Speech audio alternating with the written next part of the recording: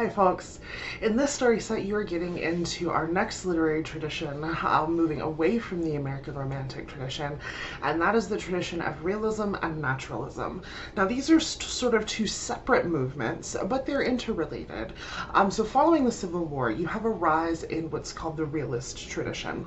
So Romanticism was all about emotion and these sort of heightened senses of experience and nature and things like that. But when it comes to realism, we sort of move away from that. So realism is the dominant literary style of the 19th century, and I think that you see that starting to emerge in narratives of slavery and in women's reform literature.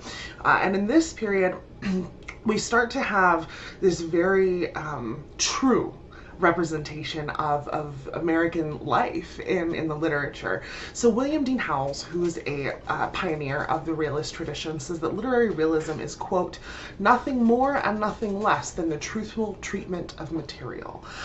So for example, you have a lot of stories that are revolving around literary realism and the things that are actually happening to people. It's not dressed up, it's not dramatized, it's not, you know, this sort of romantic version of what's going on. It's not supernatural like Poe or Hawthorne. It is very much just a true tale. And this, I think, in a lot of ways parallels a lot of the literature that we see today, a lot of what we celebrate in modern literary fiction. So one of the things that you will be looking for in these stories is what they're representing about life and what people are trying to reveal about life within them. So the first story that you are going to read is within the realist tradition, and this is Susan Glaspell's A Jury of Her Peers. Now, this was Susan Glaspell originally wrote this story as a play, one of the most iconic American plays known as Trifles. And this is her short story adaptation of that play. And I think to get a sense of what the realism is within the story, it's helpful to know what this story is based on, because it is based in a real life true crime sort of scenario. So in 1900, thereabouts, Susan Glaspell was working as a reporter for the Des Moines Daily News, and there was a murder that took place. So this is centered around the case of the Hossick murder. So Margaret and John Hossick were a married farming couple. And one night, John Hossick is murdered with an axe in his bed. Margaret Hossick slept beside him. And when the police came to, investigate this crime, Margaret Hossick said that she was in bed, asleep, beside him the whole time.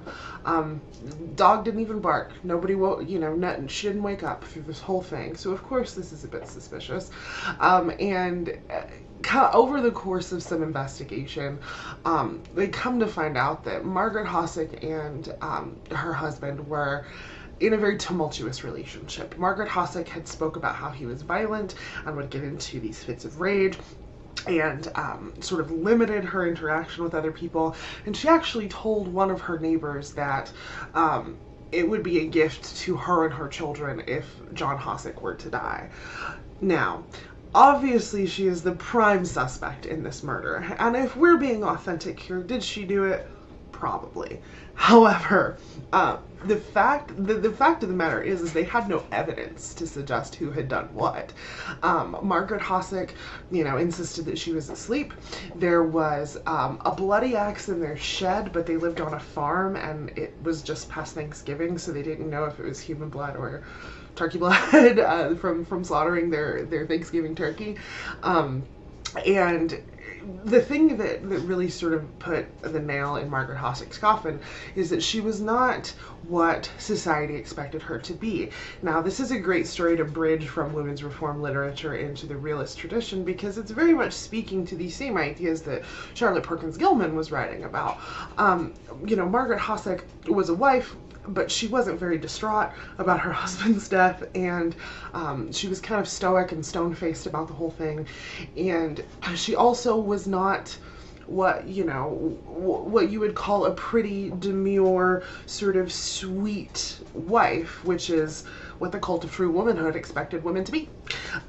So Margaret Hossick goes on trial. Now, an important thing to know about this period of time and this trial that took place is that women were not allowed to serve on juries.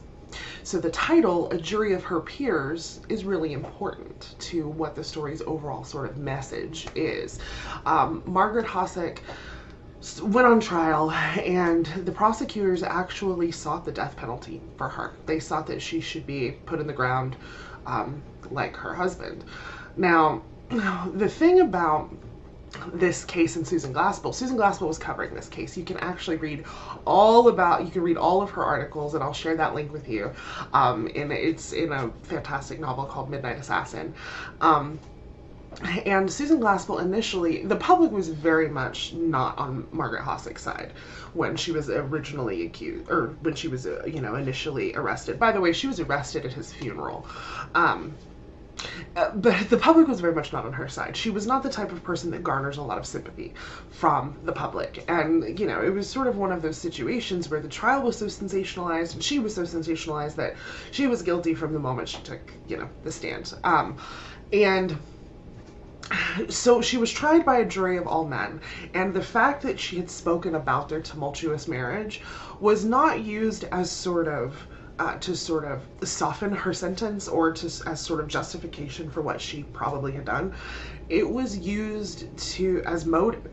It was used to show this is why she killed him, and to convict her of that crime. And she was convicted of the crime. Now, following her conviction, that conviction was overturned based on a legal technicality. Not interesting, just the appeal system. It was just overturned, and so she went to trial again. The second time she went to trial, the jury was hung. They couldn't reach a verdict.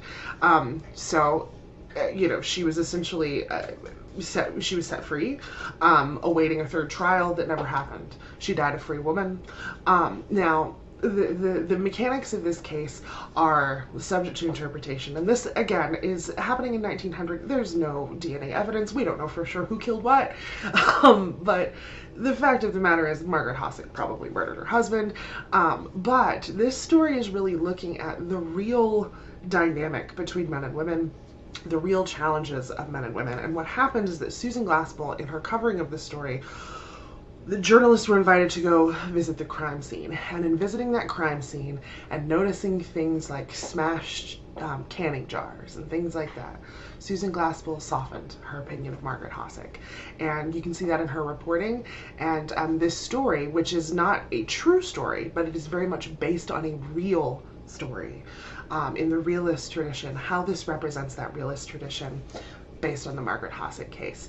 After that, you will read a naturalist story, and I will add some more context in a separate video for Stephen Crane's The Open Boat.